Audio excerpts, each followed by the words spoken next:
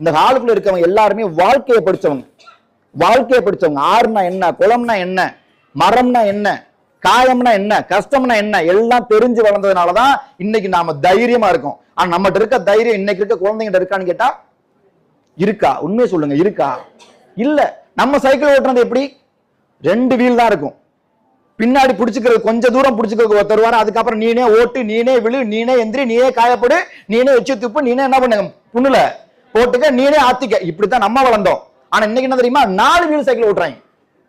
அவனுக்கு விழுகிறதுனா என்னன்னு தெரியுமா? காயப்படுறதுனா என்னன்னு தெரியுமா? கஷ்டம்னா என்னன்னு தெரியுமா? தோல்வினா என்னன்னு தெரியுமா? எதுவுமே தெரியாம வர்றான் சொசைட்டிக்கு.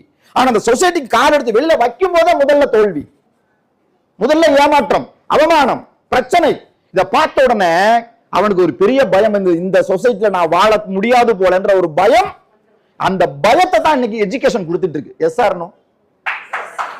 உண்மையா இல்லையா?